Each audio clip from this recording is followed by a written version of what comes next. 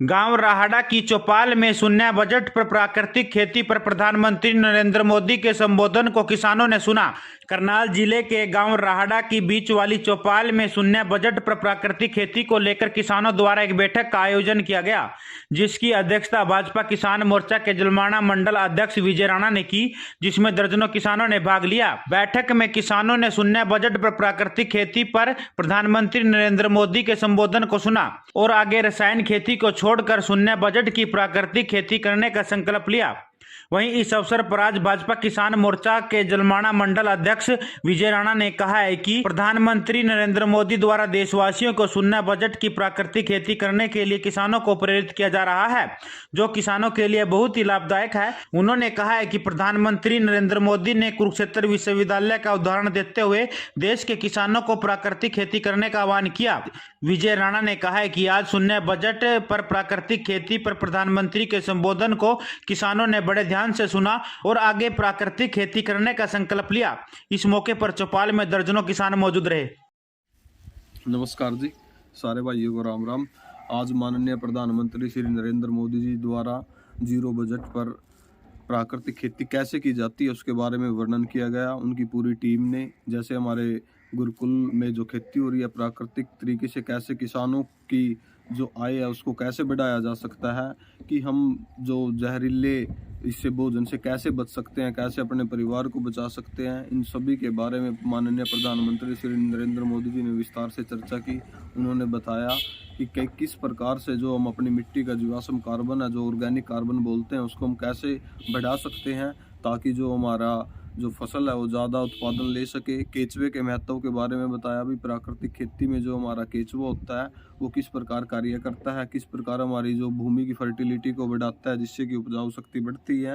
तो सभी विस्तार से प्रधानमंत्री नरेंद्र मोदी और सभी उनके सहयोगियों ने बड़े अच्छे से समझाया कि हम इसका महत्व क्या है, इस बारे में चर्चा की है। और मैं आशा करता हूं कि मेरे देश के किसान इसकी तरफ अग्रसर होंगे और होना भी चाहिए, क्योंकि आज जो जहरीले जो ये दवाई हैं, जिसका यूरिया डीएपी, जिसका हम अपनी भूमि को बंजर बना रहे हैं, उससे छुटकारा पाने के लिए यही एक तरीका है। आज जैसे heart attack, BP, sugar, diabetes हर परिवार में 2 से 3 मरीज हो चुके हैं। वो सभी इसी का कारण है, हमारे खान पान का कारण है।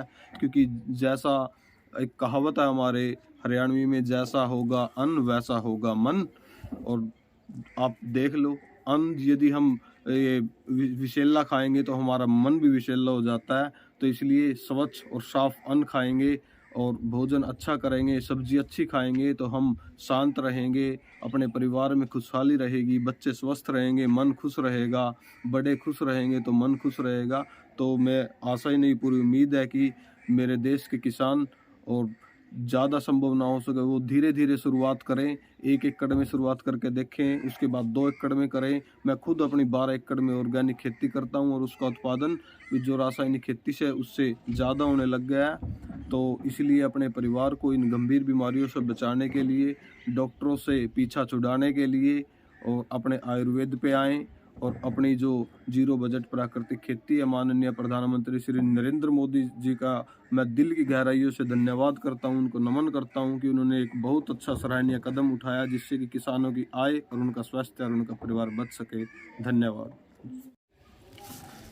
जैसे कि इस जीरो बजट प्राकृतिक खेती में जो गाय का महत्व है काफ़ी ज़्यादा है। हमारी भारतीय नस्ल की जो गायें हैं, जैसे थारपार, कार, राठी, हरियाणवी नस्ल की जो शुद्ध देसी गायें हैं, यानी कि सभी देसी गायों का इसमें बहुत बड़ा महत्व है। क्योंकि गाय के गोबर में जो जीवाश्म कार्बन है, जो ऑर्गेनिक कार्बन है, सबसे ज़्यादा होता है। उससे हमारे केचुए को जो पोषण मिलता है वो एक बड़ा सराहनीय है। कि जैसे कि कुरुक्षेत्र के गुरुकुल में जैसे खेती हुई, उसी प्रकार से हमने उसी आधारित खेती शुरू की थी। उसमें क्या था कि उसमें एक ड्रम लेकर उसमें 180 लीटर पानी लेकर उसमें 10 किलो गोबर, 2 किलो गुड़, 2 किलो बेसन का आटा, 2 किलो पीपल के पेड़ की मिट्टी उसमें डालते हैं। तो उसमें करोड़ों जो जीवाणु जो हमारी भूमि के लिए, मिट्टी के लिए लाभदायक वो पैदा हो जाते हैं। 1 ग्राम गाय के गोबर में कम से कम 10,000 से भी ज़्यादा 1,00,000 करोड़ पैदा हो जाते हैं। और जब हम ये इतना गोबर डालते हैं और उसमें कल्चर के रूप में हमारी भूमि पर जाता है, तो उसमें कार्बन की संख्या बढ़ेगी और हमारी जो भूमि है उपजाऊ होगी। तो धन्यवाद।